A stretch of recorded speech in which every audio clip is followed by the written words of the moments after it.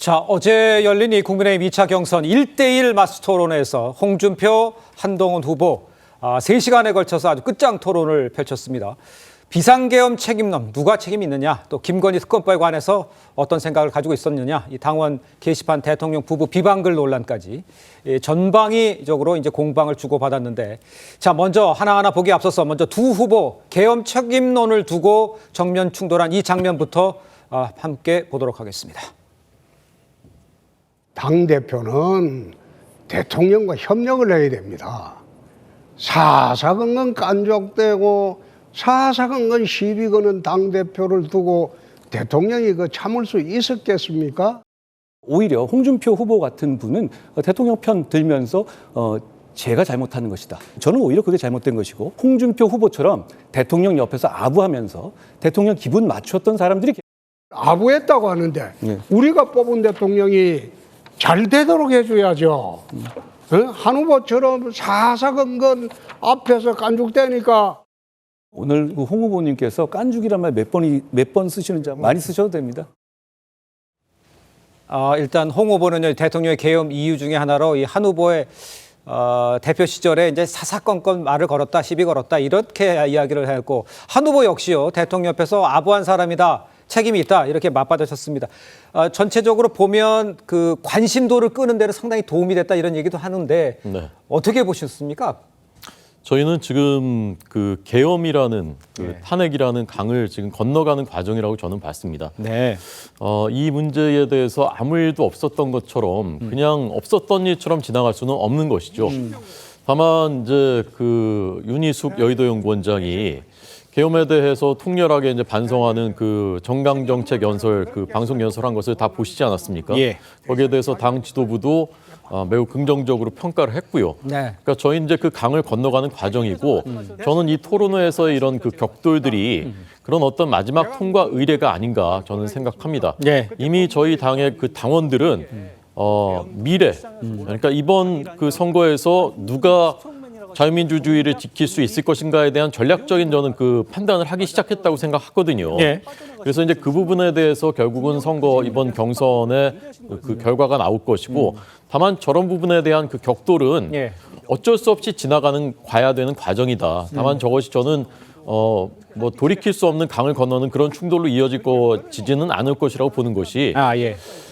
사실은 박근혜 대통령 탄핵 때와 이번은 저는 다르다고 생각하는데, 비상계엄이라는 그 행위에는 저희가 집권 여당으로서의 도의적인 책임감은 있는 거지만 계엄하는 과정에, 기획하고 실행하는 과정에 일절 관여된 바가 없죠. 사실은 아무도 알지조차 못하지 않았습니까? 그러니까 이제 그 부분에 대한 어떤 그래도 도의적인 책임을 표시하고 또 그런 부분에 대한 그 과정에서의 그 뭐 잘잘못 그런 것들 한번 얘기하는 그런 그 마지막 건너는 과정이다, 그렇게 봅니다. 알겠습니다. 그 건너는 과정이라는 표현을 썼습니다. 애둘러서 말해 주신 것 같지만, 일단은 모든 사람들이 재미는 있었지만 저 상처가 더 심하게 나면 안 되는 거 아니냐, 이렇게 보는 시각도 있었거든요. 어떻게 보셨어요? 좀 위태위태하긴 했죠. 그런데 일단 저 토론을 보면 이제 쓰여진 단어나 아니면 그 표현들이 사실 부적절한 부분도 많이 있어요. 그런데 큰 구도를 보게 되면 어느 분이 당을 더 사랑하는지에 대한 그 인식을 당원들이나 국민들이 생각했을 것 같아요.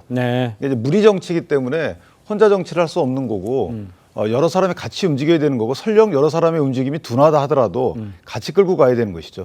그것이 이제 정당의 어떤 정치라는 것인데, 그런 관점에서 보면 어느 분의 말이나 대답이 조금 더 당원들이나 국민들 가슴에 와닿을지는 이제 드러나는 것이고, 또 하나는 저희가 이제 계엄을 미리 못 막았다라는 부분이 하나 있는 거고, 그다음에 계엄을 이미 이제 진행된 계엄을 해제하는 과정에서 공이 있었다. 그다음에 이제 탄핵, 이 세 가지는 별개의 문제거든요. 계엄을 미리 못 막았다는 것은 물론 국민의힘의 잘못이 있습니다. 그러니까 대통령의 잘못은 가장 큰 것이고, 그다음에 국민의힘이라는 정치권에서도 어쨌든 알았든 몰랐든 잘못이 있죠. 그다음에 이제 민주당의 잘못도 큰 거죠. 계엄에 이르게 된 국회 전행에 대해서 최소한 헌재가 설시한 부분만큼은 우리 후보들이 짚고 넘어갔어야 된다라는 생각이 듭니다. 그다음에 이제 탄핵 관련돼서도 탄핵에 찬성하는 것과 반대하는 것에 어떤 전략적 측면, 이 부분은 이제 정치권, 정치 세력이기 때문에 전략적 측면을 고려 안 할 수가 없는 거죠. 각기 다 다른데 이것을 전부 다 뭉뚱거려가지고 서로 공방하다 보니까 마치 국민의힘이 계엄을 옹호한 정당처럼 이렇게 비춰지는 것은 정말 피해야 되는 거죠. 왜냐하면 본선에서 이것은 민주당이 행할 프레임이거든요.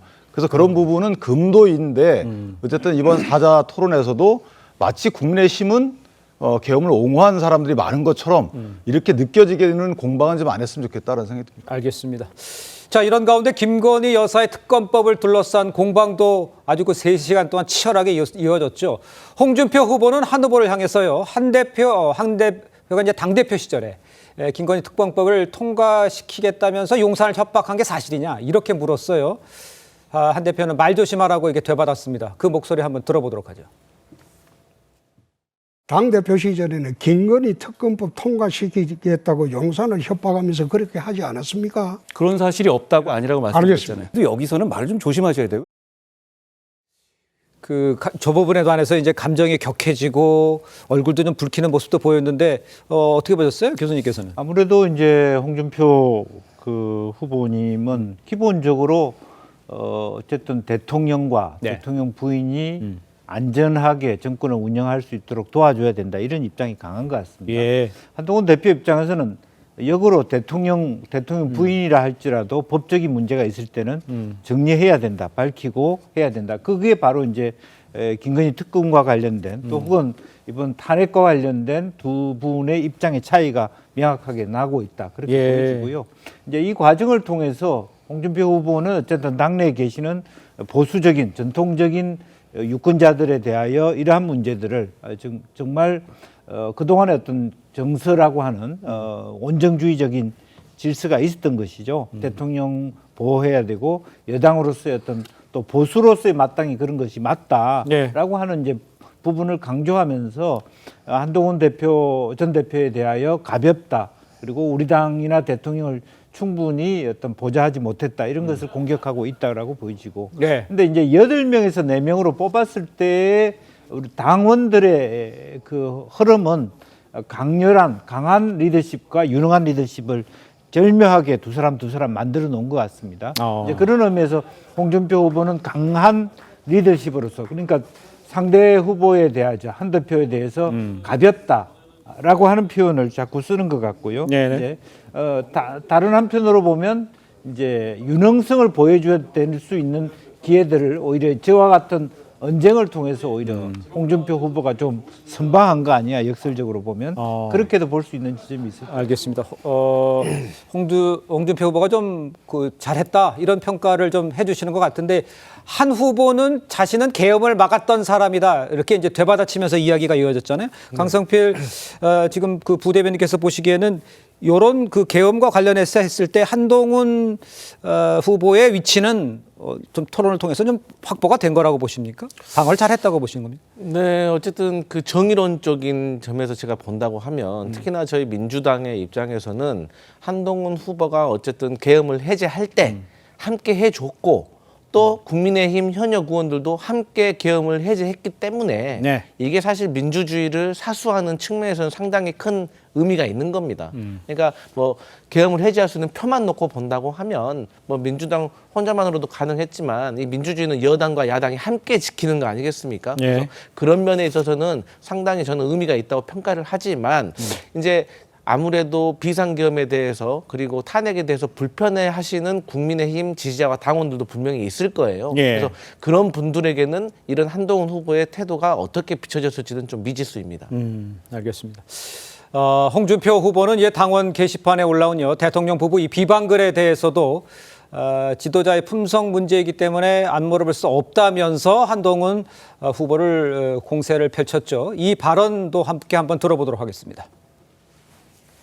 지도자의 품성 문제이기 때문에 안 물어볼 수가 없어요. 당원 게시판에 윤석열 대통령 후보 내외를 원색적으로 비난하는 글이 게재가 됐어요. 한 후보의 가족이 범인인가 아닌가? 계엄은 도망 다니시면서 게시판에 진심이신 거 보고 참 황당합니다. 윤석열 대통령과 김건희 여사가 아직도 성역이라고 생각하세요? 그래서 그렇게 해서 빠져나가지 말고 비난글 쓴 게 한 후보의 가족인가 아닌가? 그거 아니면 아니라고 하세요. 익명으로 보장돼서 게시판에 쓴 글에 대해서는 그런 거 확인할 필요가 없습니다. 확인할 필요가 없다 하지만 했냐 안 했냐 거기도 즉답을 안 했습니다.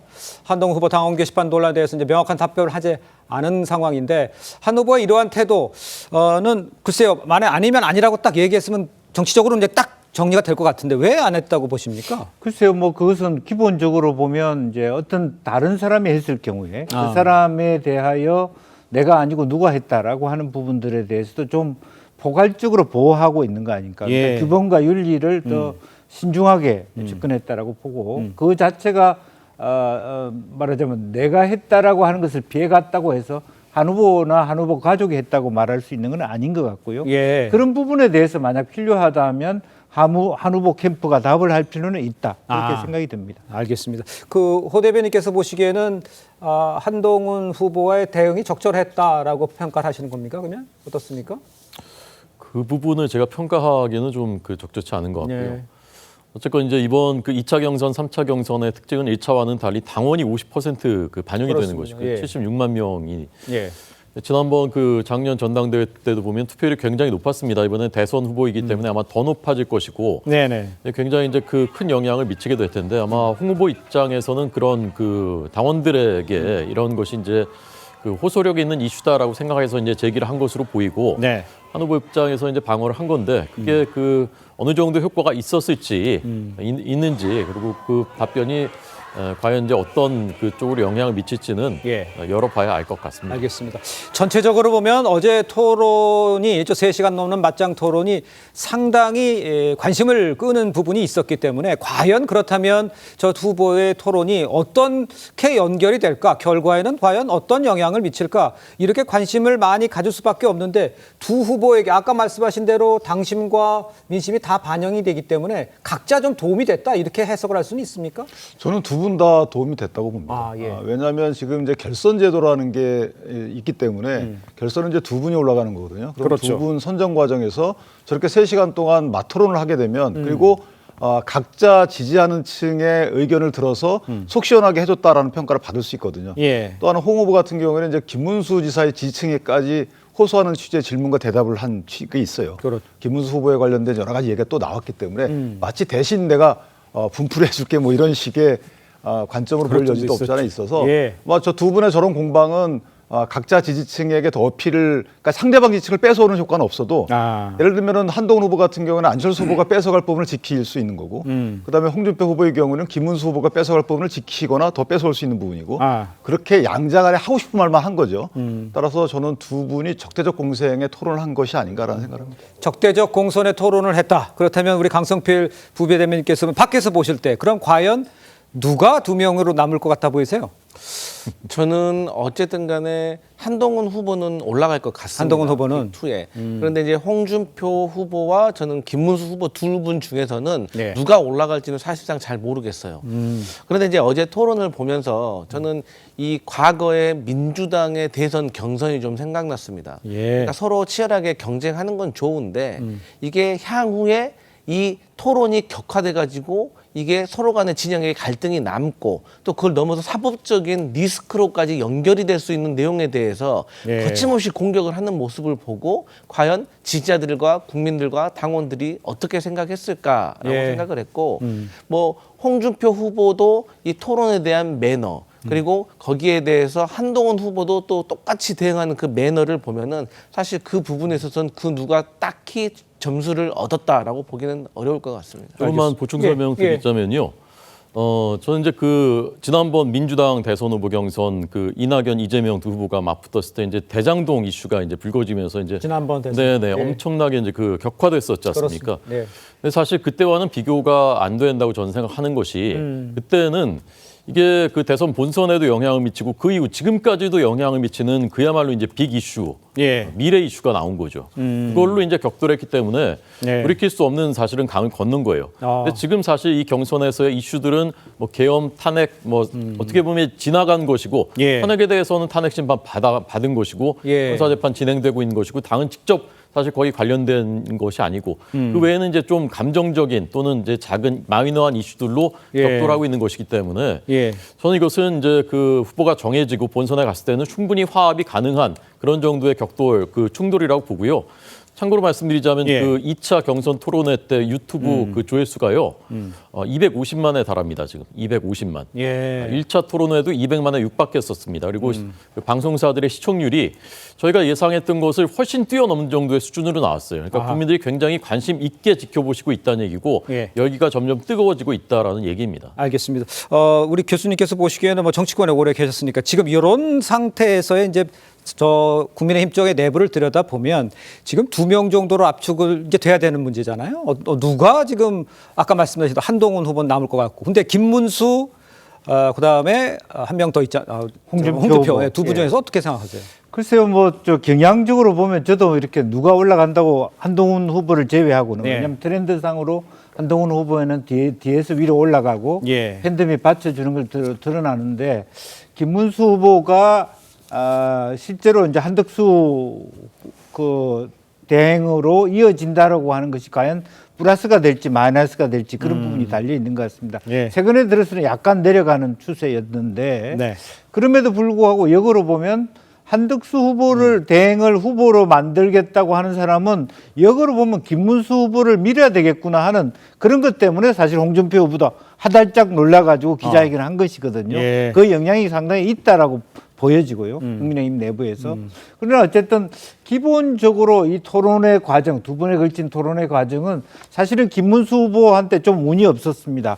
8명 A조, B조 할 때도 A조가 다소 너무 조곤조곤하게 토론했고 B조가 격돌해서 그때 역시 홍준표, 나경원, 한동훈 이렇게 끼면서 네. 그 조가 더 어드밴티지를 얻었거든요. 이번에도 결국에는 그 김문수 후보는 한 번 나왔습니다만 한동훈 후보는 3번, 또 홍준표 후보는 2번 나오시면서 네. 결과적으로 조금 더 이 미디어 효과만 본다면 홍준표 후보가 조금 더 어드밴티지를 유리한 고지를 취하고 있는 거 아닌가 그렇겠냐. 그렇게 조심스럽게 생각해 볼 수 있을 것 알겠습니다. 같습니다.